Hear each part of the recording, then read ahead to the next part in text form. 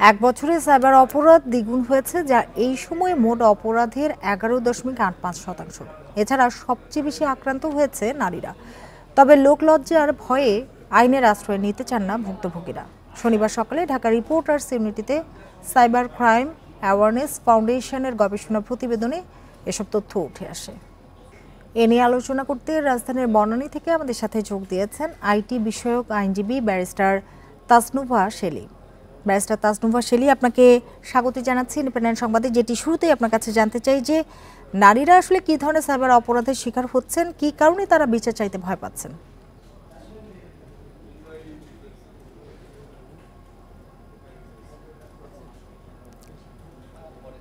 Tasnuva Shelley, আপনার ডিভাইসটি একটু আনমিউট করতে হবে। Sargum, and thank you for your question. আপনি নিশ্চয়ই আমার প্রশ্নটা শুনতে পেয়েছেন। আমি প্রশ্নটা শুনেছি। মেয়েদেরকে আসলে বেশিরভাগ টার্গেট করা হয় এটা চিন্তা করে যে তারা বেশি ভালনারেবল। তারা হয়তো টেকনোলজি বুঝে না, কিভাবে প্রাইভেসি সেটিংসগুলো করতে হবে বুঝে না, এবং তাদের সাথে অনেক সময় দেখা যায় যে যেই ক্রাইমসগুলো নিয়ে হচ্ছে, ওই যে ছবি নিয়ে দেখা যাচ্ছে, তারপরে থ্রেট করা হচ্ছে, এগুলো কিন্তু আসলে র্যান্ডম না। একটা রিলেশনশিপ হয়তো থাকে, তারপর থেকে হয়তো যখন ভেঙে যায় তখন তাদের এইসব থ্রেটস গুলা শুরু হয়। এবং মেয়েরা যে কারণে আসলে এফেক্টেড বেশি হয়, কারণ তারা সমাজে সোসাইটিতে এগুলা নিয়ে আলাপ আলোচনা করতে ভয় পায়। সবার আগে মনে করে যে ফ্যামিলি হয়তো তাদেরকে সাপোর্ট করবে না। কিন্তু আমাদের আসলে এই টাইপের চিন্তা থেকে বার হয়ে আসতে হবে, এবং আমরা যেন সেক্ষেত্রে আমি যেটি জানতে চাচ্ছিলাম যে নারীরা কী ধরনের সাইবার অপরাধের শিকার হচ্ছেন। ফেক প্রোফাইল ক্রিয়েট করা হচ্ছে তাদের। তাদের এখন আর্টিফিশিয়াল ইন্টেলিজেন্স ইউজ করে, তাদের ডিপ ফেক ইউজ করে, তাদের মনে করেন ফেসের একটা পিকচার নিয়ে অন্য একটা মানুষের নিউড একটা পিকচারের মধ্যে দিয়ে দিচ্ছে। তো তাদের সাথে এই টাইপের ফ্রড হচ্ছে। এবং যেটা বললাম, ভালোবাসার কথা বলে তাদের কাছ থেকে ছবি চাচ্ছে, তাদের কাছ থেকে ফাইন্যান্সিয়াল সাপোর্ট চাচ্ছে, এবং পরে দেখা যাচ্ছে আসলে এগুলা সবই ফেক, এবং প্রতারণা ফিল করছে ওনারা। জি, সাইবার অপরাধের সাক্ষ্য প্রমাণ হাজির করা কেন কঠিন হয়? আসলে যে মামলাগুলো নিয়ে আজকে সার্ভে রিপোর্টটা এসছে, এখানে বেশিরভাগই দেখা যাচ্ছে পর্নোগ্রাফি অ্যাক্টের আন্ডারে। এবং এটার কারণ হচ্ছে, কারণ আমাদের কিন্তু সেম জিনিসগুলাই, এই ডেফেমেশন গুলা, যে cyber security, cyber crime, cyber জগতে যদি কারো ডেফেমেশন হয়, যেটা এখানে হচ্ছে, এটার জন্য কিন্তু সাইবার সিকিউরিটি অ্যাক্টের আন্ডারেও বলা আছে যে মামলা করা যাবে। কিন্তু এটার কিছু রিকোয়ারমেন্টস আছে লিগালি, যেটা একটু মেনটেন করা পসিবল হচ্ছে না দেখেই পুলিশরা এটাকে ডিরেক্টলি পর্নোগ্রাফিতে নিয়ে আসছে, যাতে ইমিডিয়েটলি গিয়ে তাদেরকে অ্যারেস্ট করতে পারে।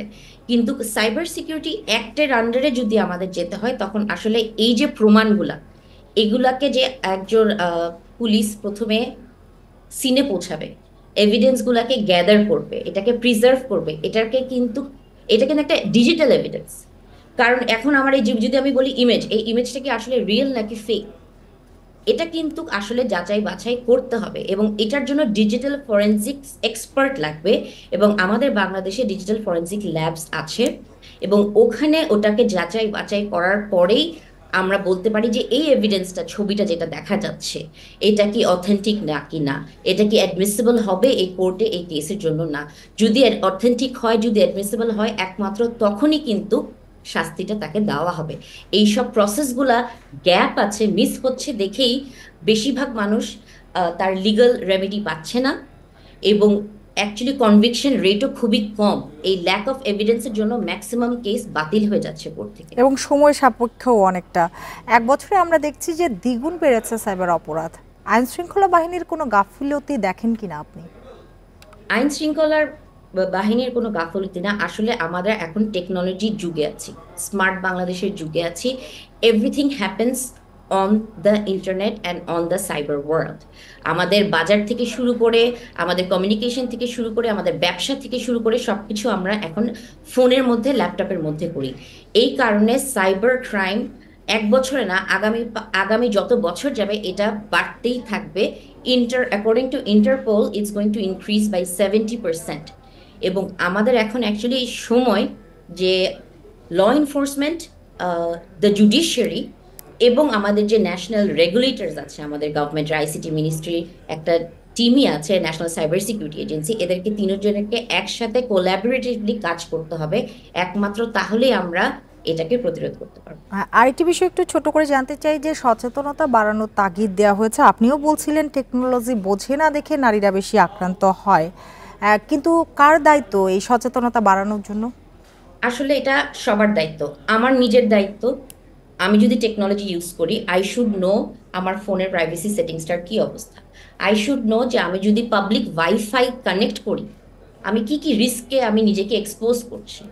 একই সাথে এটা আমার সরকারের দায়িত্ব যে সবাইকে ডিজিটাল লিটারেসিটা দিতে হবে, কারণ আমরা স্মার্ট বাংলাদেশের দিকে যদি আগাই, আমাদের সবাইকে আসলে বেসিক জিনিসগুলো জানতে হবে, যে কিভাবে যাতে আমার হ্যাকিংটা না হয়, আমার ফেসবুক অ্যাকাউন্টটা হ্যাক না হয়।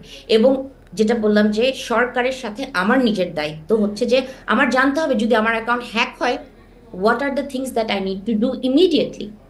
আমার রিপোর্ট কাকে করতে হবে। 109 একটা হটলাইন নাম্বার আছে যেটাতে প্রিভেন্ট করে crime against violence against women and children.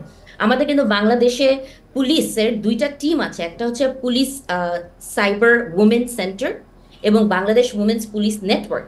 এদেরও কিন্তু হটলাইন নাম্বারগুলো আছে। আমরা কয়জন এই নাম্বারগুলো জানি এবং এগুলোকে সেভ করে রাখি। আমি তারপরে যেহেতু এখানে সচেতনতা আসলে জরুরি। ব্যারিস্টার আমরা তো তাসনুভা শেলী, আপনাকে অনেক ধন্যবাদ আমাদের সময় দেওয়ার জন্য এবং আমাদের সাথে যোগ দেওয়ার জন্য।